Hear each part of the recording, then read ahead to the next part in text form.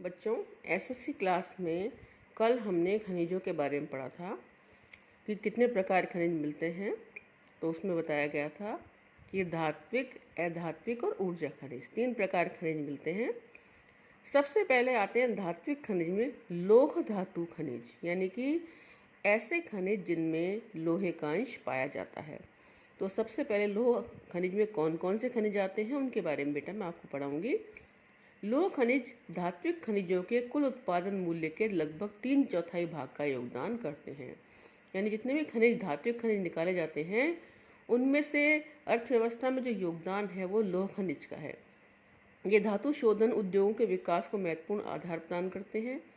भारत अपनी घरेलू मांग को पूरा करने के पश्चात बड़ी मात्रा में धात्विक खनिजों का निर्यात करता है। यानी कि भारत में इतना धात्विक खनिज, लौह खनिज निकाला जाता है कि अपने देश में लोगों की मांग को पूरा करने के बाद हम लौह खनिज का निर्यात भी करते हैं। निर्यात करना मतलब उस देशों को भेजना। अब लौह खनिज में मुख्य रूप से कौन कौन से हैं? लौह अयस्क, यानी जिस अयस्क से लोहा निकलता हो। लौह अयस्क एक आधारभूत खनिज है तथा औद्योगिक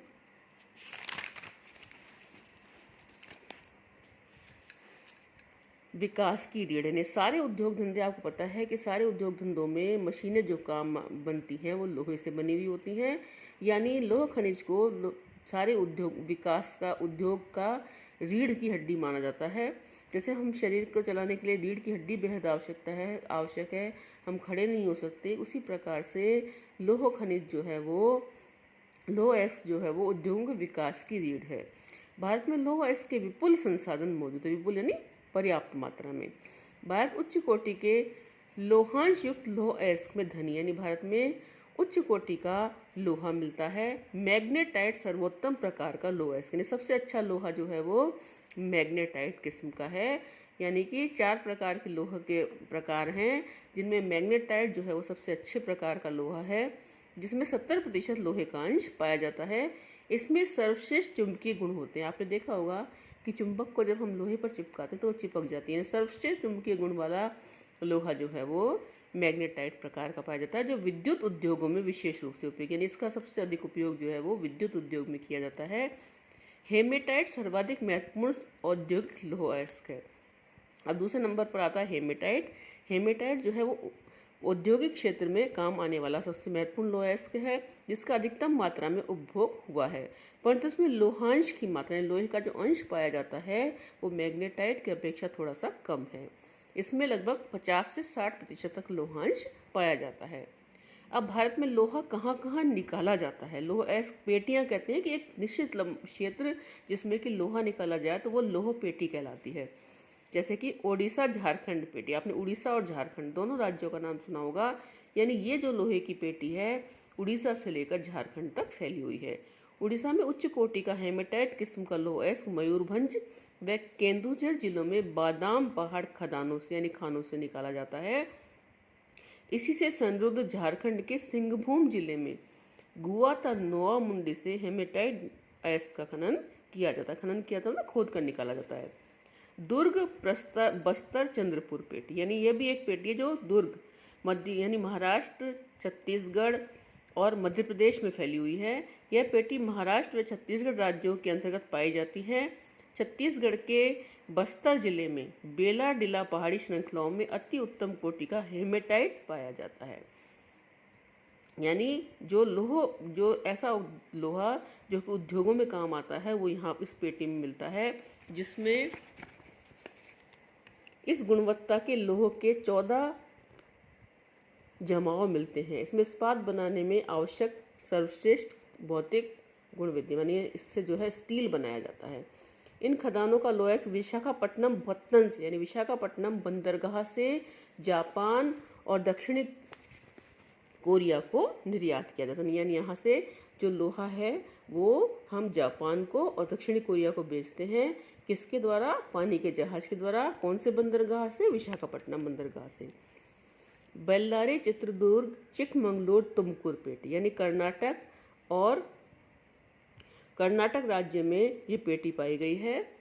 कर्नाटक की इस पेटी में लौह अयस्क की वृहत राशि संचित है, यानी बहुत सारा लौह अयस्क यहाँ पर से निकाला जाता है। कर्नाटक में पश्चिमी घाट में अव्यवस्थित कद्रेमुख की खाने तक 100% निर्यात का, यानी यहाँ से जो भी लोहा है वो बाहर भेजा जाता है।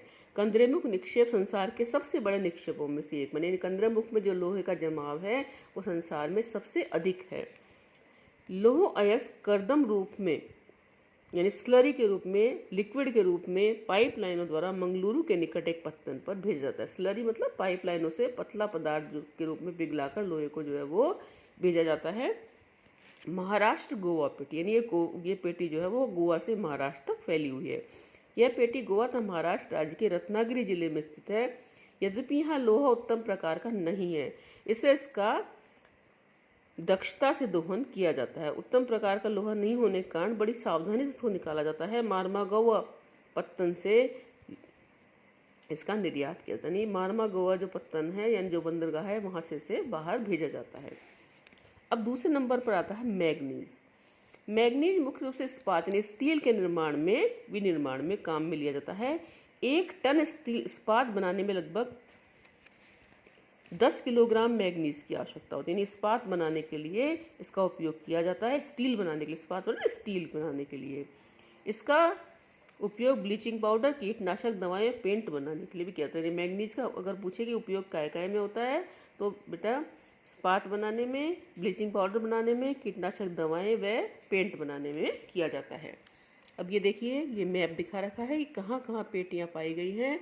देखिए ये जो भारत के नक्शे में देखो, चित्रदुर्ग वो चिकमंगलुरु वाली पेटी है, ये गोवा रत्नागिरी वाली है, ये महाराष्ट्र वो जो है छत्तीसगढ़ वाली पेटी है, और ये आसाम जो उड़ीसा और झारखंड वाली पेटी। यानी ये सारी पेटियों से लोहा निकाला जाता है। ये लोहा इसके खाने हैं एक तरह से। भारत में उड़ीसा मैग्नीज का सबसे बड़ा उत्पादक राज्य है, जहां 2001 में देश के कुल उत्पादन का 1/3 भाग यहीं से प्राप्त हुआ था। अब मैं आज आपको लोह खनिजों के बारे में पढ़ाऊंगी। कल मैं आपको फिर उसके बाद जब अगली क्लास होगी तो हम उसमें अलोह खनिज के बारे में पढ़ेंगे।